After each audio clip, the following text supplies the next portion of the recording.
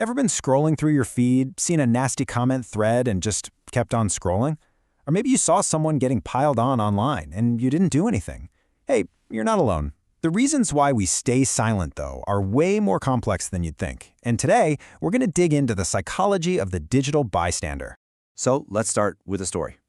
This one is about Ava, but honestly, it could be about anyone. See how it starts? Small, almost nothing, and then it just spirals. This is the human side of a problem we usually talk about with data and algorithms. It's about real people getting really hurt. And the scale of this problem is just staggering.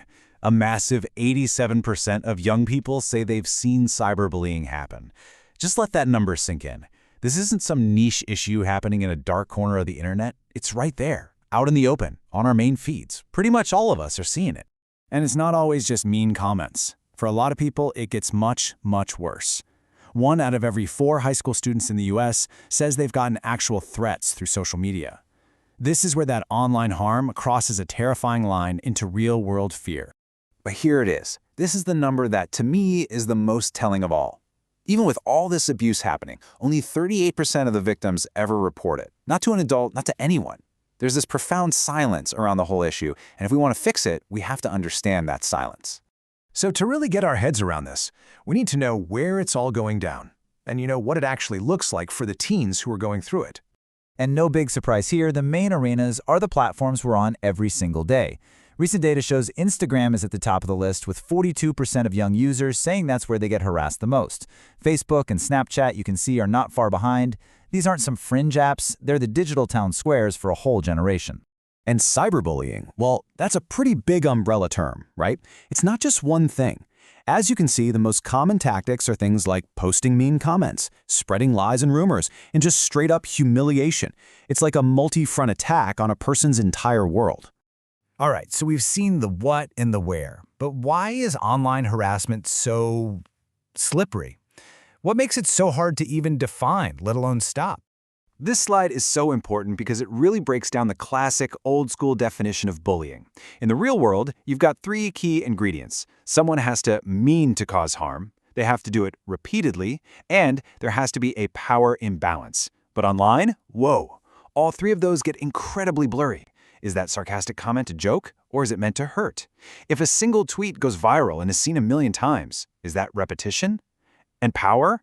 Power dynamics are turned completely upside down when anyone can be anonymous. The old rules just don't really work.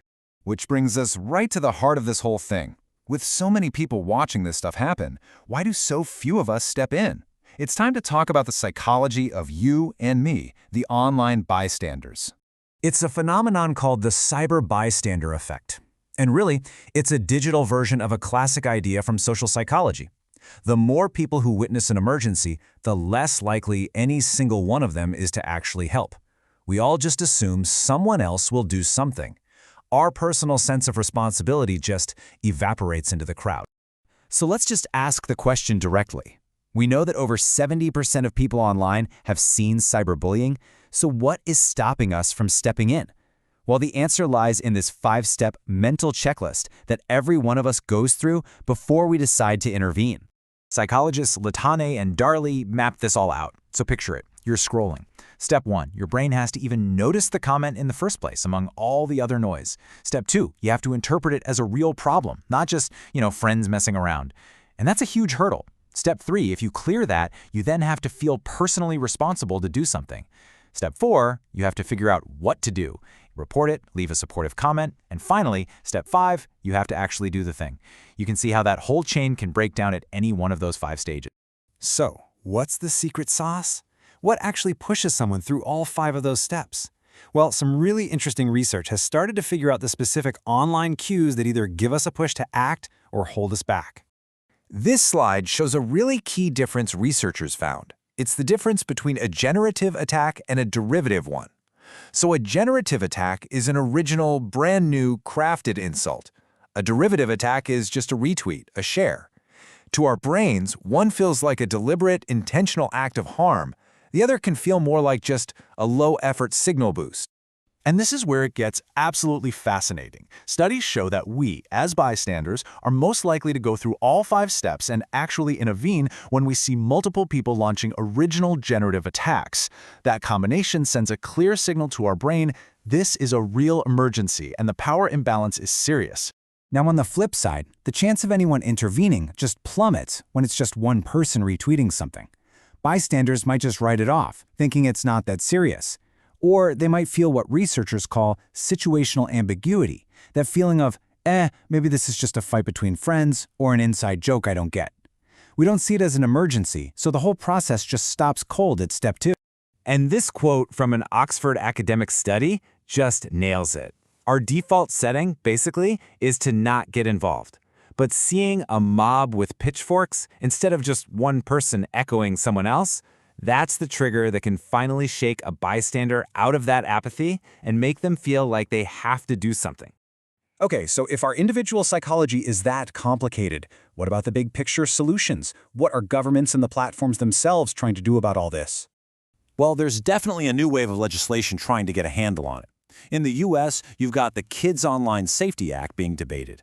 The EU's Digital Services Act is forcing platforms to take down harmful content within 24 hours, and the UK's online safety bill is threatening these companies with absolutely massive fines if they don't protect their users.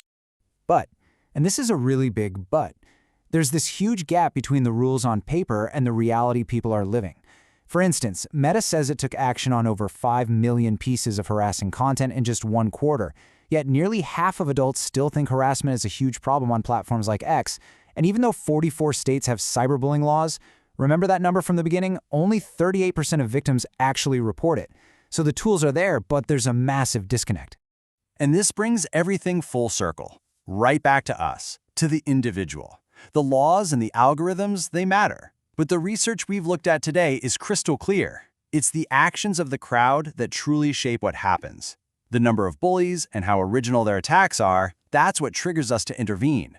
And what that means is that the silent majority, the bystanders, we aren't just passive observers. We actually hold the power to change the whole dynamic. So at the end of the day, the bystander effect is all about this diffusion of responsibility, passing the buck.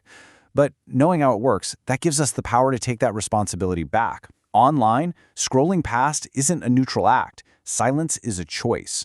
So the only question left is, what's your choice going to be?